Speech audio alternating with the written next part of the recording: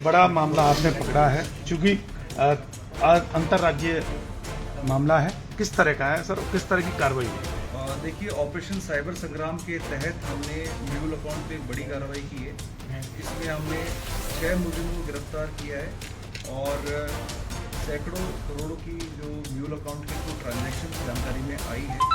इनका जो modus operandi था वो इस प्रकार था कि ये बड़े कॉर्पोरेट अकाउंट करंट अकाउंट के रूप में खुलवाते थे और ये साइबर ठगों को फ्रॉड इन्वेस्टमेंट करने वाली कंपनीज को ये म्यूल अकाउंट प्रोवाइड कराते थे।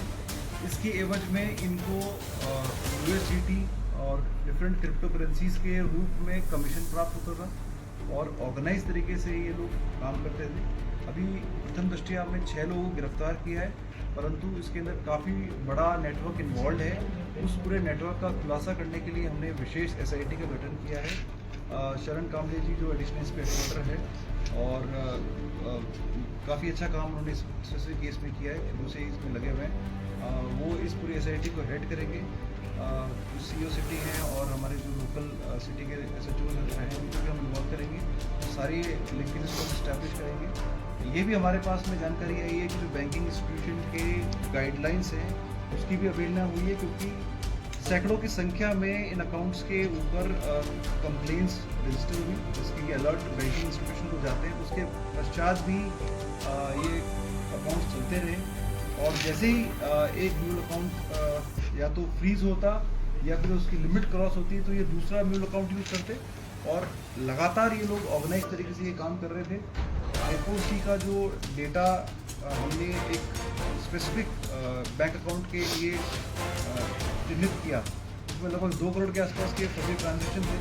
उसमें जब फर्दर एनालिसिस किया गया तो 41 करोड़ की साइबर ठगी की कंप्लेंट्स थी। उसके बाद जब इन मुलजिमों को उठाया गया, इनके पास में काफ़ी हमें बैंक की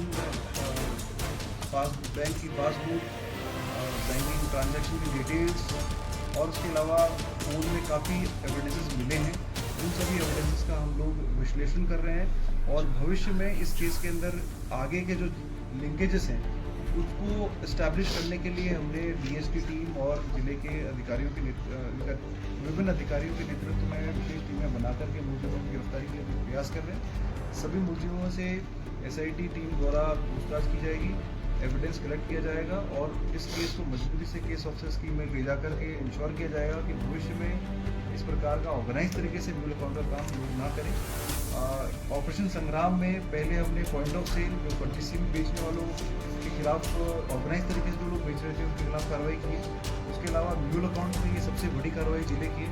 इनफैक्ट राजस्थान की सबसे बड़ी कार्रवाई में से एक होगी और इसमें श्रीमान DG साहब की तरफ से, ADG साइबर क्राइम साहब की तरफ से, आई साहब की तरफ से, सबकी तरफ से हमें उस पर निर्देश मिले हैं कि अलवर जिले के अंदर हमें अच्छी कार्रवाई करनी है और ऑपरेशन साइबर संग्राम की वन ऑफ द फाइनेस्ट कार्रवाई ये है।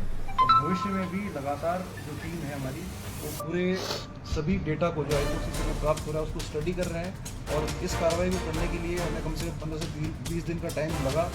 हमारी टीम ने जो एडिशनल एसपी हेडक्वार्टर के नेतृत्व में पूरे डेटा को एनालाइज किया।